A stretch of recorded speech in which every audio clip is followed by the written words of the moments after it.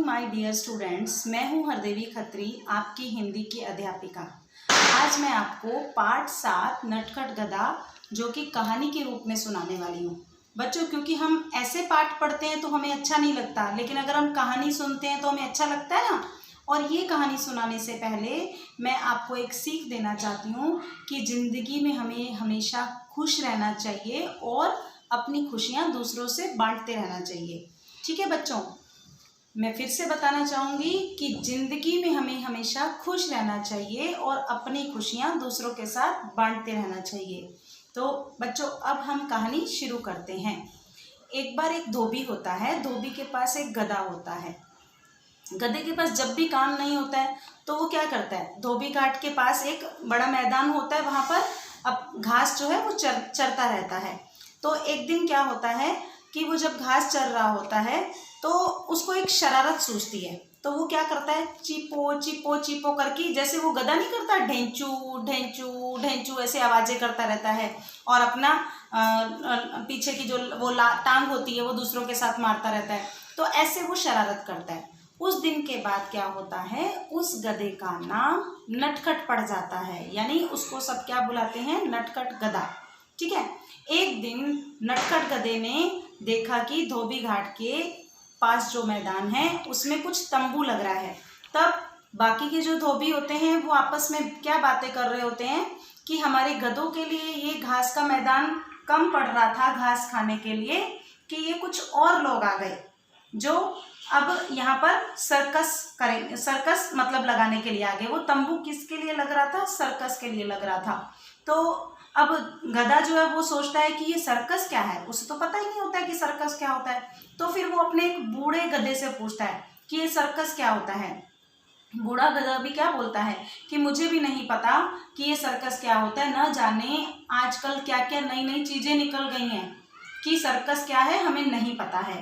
तो अगले दिन जो क्या होता है, नटखट जो गधा होता है वो सर्कस के पीछे पहुंच जाता है और पीछे से जो तंबू होता है ना, तंबू में ऐसे झांक कर देखता है।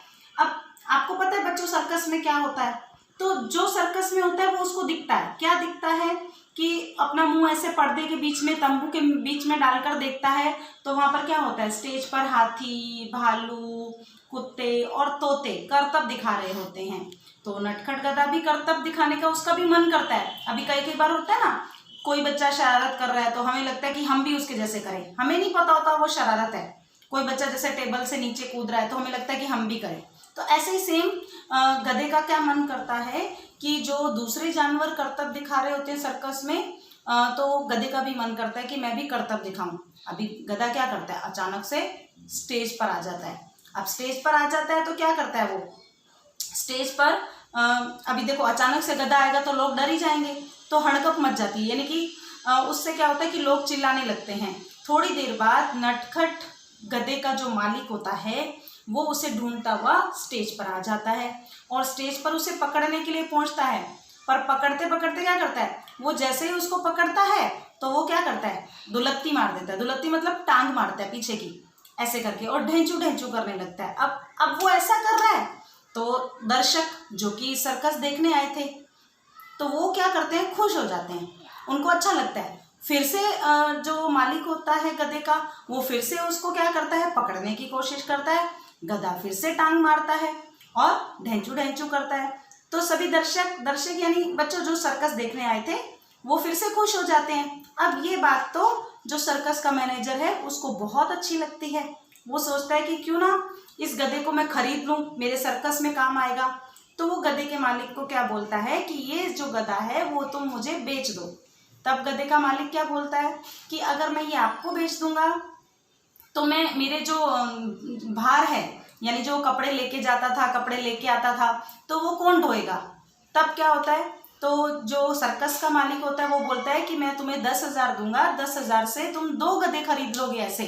तो गधे का जो मालिक है वो खुश हो जाता है और वो अपना गधा बेच देता है। ठीक है बच्चों, अब ये इस कहानी से हमें क्या शिक्षा मिलती है। इस कहानी में आपने देखा गधा तो एक ही था, लेकिन उसका अलग अलग क्वालिटी जो थी। मतलब गधे के मालिक को गधा किस लिए काम आता था, बोझा ढोने की, लेकिन सर्कस के मालिक को वो गधा क्यों काम आया, करतब दिखाने के लिए। यानी कि क्वालिटी तो किसी इंसान में, जानवर में जो होती है, पर देखने वाले का नजरिया अलग होता है। कोई व्यक्ति उसमें अलग क्वालिटी देखता है या अलग टैलेंट देखता है, दूसरा व्यक्ति उसमें दूसरा टैलेंट देखता है। ऐसा होता है ना बच्चों, जैसे आप ड्राइंग पढ़ते हो, हिंदी, इंग्लिश, मैथ, लेकिन ड्राइंग टीचर बोलते हैं कि इसकी ड्राइंग अच्छी है, मैथ टीचर बोलते हैं उसका मैथ अच्छा नहीं है।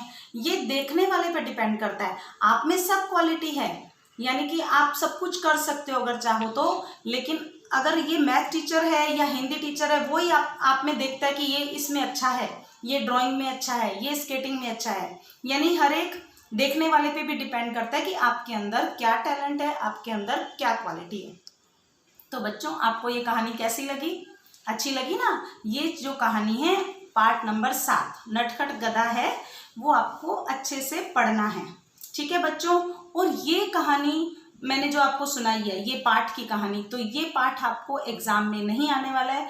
जस्ट एक स्टोरी की तरह मैंने इसलिए बताई है ताकि आपको इस चैप्टर के अंदर है क्या, इस चैप्टर से हमें क्या सीखने को मिलता है, मेरा जो मेन मकसद था वो यही था। और बच्चों, इसका कोई भी लिखित कार्य नहीं है, आपको नोटबुक में भी इस पाठ के लिए कुछ भी नहीं लिखना है। और एक चीज़ और बोलूँगी, हैप्पी दिवाली बच्चों। Thank you, have a nice day.